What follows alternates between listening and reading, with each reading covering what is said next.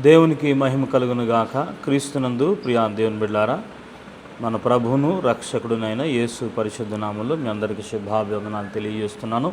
యాకోబు పత్రిక 1వ అధ్యాయము 2 నుండి 4 వచనాలు నేను చదువుతున్నాను, దయచేసి గమనించండి. నా సహోదరులారా, మీ విశ్వాసమునకు కలుగు పరీక్ష ఓర్పును పుట్టించునని ఎరిగి మీరు నానా విధములైన శోధనలో పడినప్పుడు అది మహదానందమని ఎంచుకొనుడి. మీరు సంపూర్ణులను అనునాంగులను ఏ విషయంలోనైనా కొదువులేని వారినై ఉండునట్లు ఓర్పు తన క్రియను కొనసాగించనీయుడి. క్రీస్తునందు ప్రియా దేవుని బిడ్డలారా, మన జీవితంలో ఆశీర్వాదకారకమైన స్థితికి చేరడానికి కొన్నిసార్లు శ్రమలు, కష్టాలు అవసరం అన్నట్టుగా ఈ మాటలు మనకు తెలియజేస్తున్నాయి. ఓ మంచి కథ మీతో పంచుకోవాలనుకుంటున్నాను. అదేమిటంటే, ఒక చిన్న బాబు తన ఇంటి పెరట్లో ఒక సీతాకోక చిలుక తన చుట్టూ అల్లుకొని ఉన్న ఒక పొర లాంటి దాన్ని చూశాడట. దాన్ని ఎంతో విచిత్రంగా గమనిస్తున్నాడు. ఇదేమిటి, దీని లోపల ఏముంటుంది అని. కొంతసేపటికి దాని లోపల నుండి ఒక చిన్న రంధ్రం చేసుకొని ఒక జీవి బయటకు వస్తుందట. దాన్ని చూసినప్పుడు అతనికి భలే ఆశ్చర్యం వేసింది. దీని లోపల ప్రాణం ఉంది, ఈ ప్రాణి బయటకు వస్తుంది అని చూస్తూ ఉన్నాడు.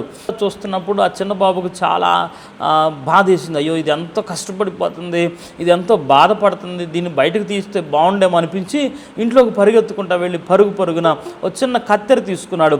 ఆ కత్తెర తీసుకొని వచ్చి దాని చుట్టూ ఉన్న చర్మాన్ని కట్ చేసి దాన్ని తీసి బయట పెట్టాడు. చూసినప్పుడు భలే ఆశ్చర్యం వేసింది. దాని లోపల రంగులుగా ఉన్న సీతాకోక చిలుక ఉంది. ఆ రంగుల సీతాకోక చిలుకను చూసినప్పుడు అతడు భలే ఆనందపడ్డాడు. నేను కూడా ఓ సీతాకోక చిలుకను బయటకు రావడానికి సహాయం చేశాను అని అనుకుంటున్నాడు. కొంతసేపటికి అది రెక్కలు చాపింది. ఆ రెక్కలు పైకి ఎగరడానికి చూస్తూ ఉన్నాయి. అవి రెక్కలతోటి పైకి ఎగిరే ప్రయత్నం చేస్తున్నా అది ఎగరలేకపోతూ ఉంది. దాని శరీరం అంతా కూడా స్వెల్ అయిపోయి వాపుగా ఉండిపోయింది. అందుకని అది బరువు ఎక్కువగా ఉండటం చేత ఎదిగి పైకి ఎగరలేకపోతూ ఉంది. కొంత సమయానికి ఆ సీతాకోక చిలుక ఎగురలేక చనిపోయింది. ఆ చిన్నబాబు చాలా బాధేసింది. నేను నా చేతులతోటి దాని పొరను చీల్చి దాన్ని బయటకు తీసుకొచ్చి కాపాడి అది జీవిస్తే చూడాలి, లేకపోతే అది అందంగా ఉంటే చూడాలనుకున్నాను, అది ఇలా అయిపోయింది అని చాలా బాధపడ్డాడు. అప్పుడు స్కూల్కి వెళ్ళిన తర్వాత వాళ్ళ టీచర్ గారిని అడిగాడట. మేడం గారండి, ఇలా నేను చేశాను, ఆ సీతాకోక చిలుక ఎందుకు చచ్చిపోయింది నాకు అర్థం కావట్లేదు అని చెప్తే ఆ టీచర్ గారు చెప్పారట, నాయన, ఆ సీతాకోక చిలుక బయటకు వచ్చేటప్పుడు కొంత స్ట్రగుల్ పడుతుంది. అది దానంతట తానే తన రెక్కలను, తన మూతిని, తనకున్న శరీరాన్ని ఆ చిన్న రంధ్రంలో నుంచి బయటకు తీసుకొని రావడానికి ప్రయత్నం చేస్తుంది. ఆ ప్రయత్నం చేసినప్పుడు బాడీలో ఉండే పనికిరాని వ్యర్థ ద్రవాలన్నీ కూడా బయటకు వెళ్ళిపోతాయి. అప్పుడు దాని వెయిట్ రెక్కలు బాగా చాపి పైకి ఎగరడానికి సరిపోయినట్టుగా ఉంటుంది అని చెప్పిందట. ఈ కథ నేను మీ ముందు తీసుకొని రావడం నా ఉద్దేశం ఏమిటంటే, చాలాసార్లు దేవుడు కూడా మన జీవితంలో కొంత కష్టాన్ని, ఎంతో కొంత శ్రమను అనుమతించడానికి కారణం ఏంటంటే, మన లోపల ఉన్న కొన్ని విషయాలను బయటకు తీసివేసుకోవడానికి, మనం దైవిక దీవెన కొరకు సిద్ధపాటు అవడానికి దేవుడు మనలను శ్రమల గుండా, ఇబ్బందుల గుండా నడిపిస్తాడట. ఇక్కడ చూడండి, మీరు సంపూర్ణులను అనునాంగులను ఏ విషయంలోనైనా కొదువులేని వారిని ఉండునట్లు ఓర్పు తన క్రియను కొనసాగించనివ్వండి. మిమ్మల్ని సంపూర్ణులు చేసేది ఓర్పేనట. ఆ ఓర్పు ఎలా వస్తుంది అని అంటున్నాడంటే, మీ విశ్వాసమును కలుగు పరీక్ష ఓర్పును పుట్టించునని ఎరగండి.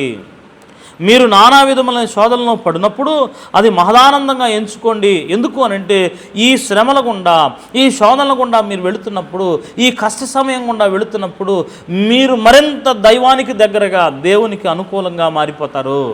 అప్పుడు దేవుడు మిమ్మలను సంపూర్ణులుగా చేస్తాడట. ఈ ఉదయకాల సమయంలో శ్రమల గుండా మనం వెళుతున్నప్పుడు, ఇరుకుల గుండా వెళుతున్నప్పుడు, కష్టాల గుండా వెళుతున్నప్పుడు దేవుడు మనలను విడిచిపెట్టాడు అని మనం అనుకోవద్దు.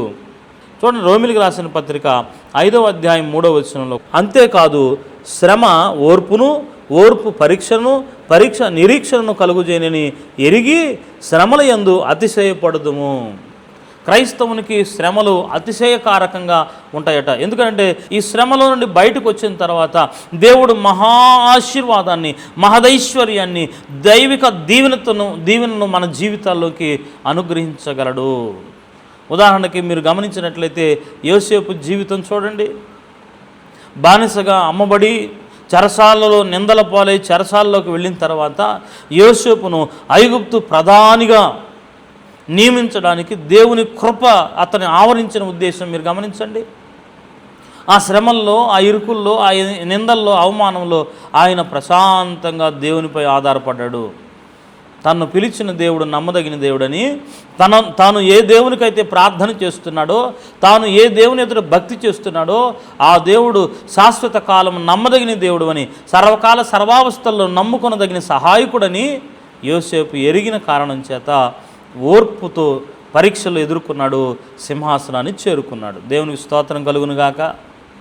పౌలు కూడా తన జీవితంలో 2 కొరింథీయులకు రాసిన పత్రిక 12వ అధ్యాయము 9వ వచనంలో అంటాడు, అందుకు నా కృప నీకు చాలును, బలహీనత యందు నా శక్తి పరిపూర్ణమగుచున్నదని ఆయన నాతో చెప్పెను. కాగా క్రీస్తు శక్తి నా మీద నిలిచియుండు నిమిత్తము విశేషముగా నా బలహీనతల యందే బహు సంతోషముగా అతిశయపడుచున్నాను. శ్రమల్లో ఆయనకున్న జబ్బు విషయమై, తనకున్న అనారోగ్య విషయమై పౌలు పలుమార్లు దేవుని దగ్గరికి వెళ్ళి బతిమలాడుకున్నాడట. అయ్యా ఒకసారి స్వస్థపరచు నాయన, ఎందరికో ప్రార్థన చేస్తుంటే స్వస్థ వస్తుంది, నాకు మాత్రం స్వస్థత లేదు నాయన అని బతిమలాడుకుంటున్నాడు. పలుమార్లు వెళితే నా కృప నీకు చాలు అన్నాడట. ఈ ఉదయకాల సమయంలో నా కృప నీకు చాలు అని మన దేవుడు మనతో చెబుతున్నప్పుడు ఆ కృప ఎందుకో తెలుసునా? ఇక్కడ చెప్తున్నాడు, శక్తి సంపూర్ణమగినట్లు మనం పైకి ఎగరడానికి. ఆ సీతాకోక చిలుక ఎలాగైతే ఆ పొరలో నుండి బయటకు వచ్చేటప్పుడు తన ఉన్న శక్తి అంతా ధారపోసి తను ఇరుకున పడి ఆ చిన్న రంధ్రం నుంచి బయటకు వచ్చేదో, అప్పుడు దానిలో ఉన్న ఫ్లూయిడ్స్ అని వెళ్ళిపోతాయో, అలాగే శ్రమల గుండా నువ్వు వెళుతున్నప్పుడు ఆయన కృప మనకు చాలిందిగా విస్తరిస్తూ మనల్ని సంపూర్ణులుగా, పరిపూర్ణులుగా చేస్తట. పరిపూర్ణులుగా మలిచే దేవుని కృప మనకు శ్రమల్లో దొరుకుతుంది, కష్టంలో దొరుకుతుంది, బాధలో దొరుకుతుంది. మనం అనారోగ్యంలో ఉన్నప్పుడు, మనం సహాయత కొరకు ఎదురు చూసే పరిస్థితిలో ఉన్నప్పుడు దేవుని కృప మనల్ని ఆవరించే అనుభవంలోనికి వెళతాం. దేవుడే మనల్ని పోషించినట్టుగా, దేవుడే మనల్ని ఆదరించినట్టుగా, దేవుడే మనల్ని ఆదుకొని నడిపిస్తున్నట్టుగా ఆ దైవిక కృపను మనం అనుభవిస్తామే, అది మన జీవితకాలం మనతో పాటు ఉంటుంది. యోసేపు అట్టి కృపను అనుభవించాడు కనుక తనను దేవుడు దీవించిన ఆ స్థితిలో కూడా నమ్మకంగా ఉన్నాడు. దేవునికి స్తోత్రం. ఈ రోజున యోసేపును దీవించిన దేవుడు పరీక్షల ద్వారా ఆశీర్వాదాన్ని సిద్ధపరిచాడని మనం తెలుసుకుంటాం. పౌలు జీవితంలో నా కృప నీకు చాలు అని దేవుడు ప్రోత్సహిస్తున్నప్పుడు దేవుడు కష్టంలో గుండా కూడా తన కృపను ఏమాత్రం తక్కువ చేయడు అని మనం గమనించాలి. చాలాసార్లు ఆ చిన్న బాబులాగా మనం కత్తెర తీసుకొని మనం ఆ సెల్ని కట్ చేసినట్టుగా ప్రయత్నం చేస్తాం. అంటే మన ప్రయత్నాలు మనం తప్పకుండా చేస్తాము. ఎప్పుడు దేవుడు చేస్తాడో? ఈ శ్రమలు, ఈ నిందలు, ఈ అవమానాలు, ఈ కష్టాలు మనల్ని పరిపూర్ణులుగా దేవుని కృపకు పాత్రలుగా చేసినప్పుడు ఆ కృప మన ఎడల ప్రత్యక్షమవుతుంది. దేవునికి స్తోత్రం. ఉదయకాల సమయంలో మీకు ఒక వాగ్దానాన్ని పరిచయం చేయమంటారా? యెషయా గ్రంథము 40 అధ్యాయము 31వ వచనాన్ని నేను చదువుతాను. యెహోవా కొరకు ఎదురు చూచువారు నూతన బలము పొందుదురు, వారు పక్షిరాజు వలె రెక్కలు చాపి పైకెగురుదురు, అలయక పరుగెత్తుదురు, సమస్యలక నడిచిపోదురు. దేవుని బిడలారా, ఉదయకాల సమయంలో ప్రార్థనలో పాల్గొన్న మనందరి జీవితంలో దేవుని కృప మనల్ని ఆవరించునుగాక. యెహోవా కొరకు ఎదురు చూచువారు నూతన బలం పొందుతారట.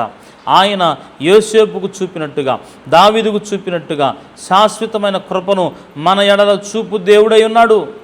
మనము శ్రమల గుండా వెళుతున్నప్పుడు ఆయన పరిపూర్ణులు చేస్తాడు, సంసిద్ధులుగా చేస్తాడు, ఆశీర్వాదానికి వారసులుగా మనల్ని సిద్ధపాటు చేస్తాడు. పేతురు పత్రిక 1 పత్రిక 5:10 ఈ మాట చెప్తుంది. కొంతకాలము శ్రమ అనుభవించిన తరువాత దేవుడు మిమ్ములను సంపూర్ణులను, స్థిరులను చేసి బలపరుచేవాడుగా ఉన్నాడని పేతురు తన మాట ద్వారా తెలియజేస్తున్నాడు. తన నిత్య మహిమకు క్రీస్తునందు మిమ్మును పిలిచిన సర్వకృపానిధియగు దేవుడు కొంచెము కాలము మీరు శ్రమపడిన పిమ్మట తానే మిమ్మును పూర్ణులుగా చేసి స్థిరపరచి బలపరచును. దేవునికి స్తోత్రం కలుగునుగాక. ఈ వాగ్దానాలు యెషయా గ్రంథపు వాగ్దానం, యెహోవా కొరకు ఎదురు చూచువారు నూతన బలం పొందుదురు, వారు పక్షిరాజు వలె పైకి ఎగురుదురు అన్న మాటను, అలాగే పేతురు మొదటి పత్రిక 5వ అధ్యాయం 10వ వచనం, కొంతకాలము శ్రమ పొందిన తర్వాత మిమ్మలను దేవుడే స్థిరపరుస్తాడు అనే మాట మనల్ని బలపరిచే దేవుని వాగ్దానముగా ఆయన సందులో ప్రార్థన చేసుకుందాం.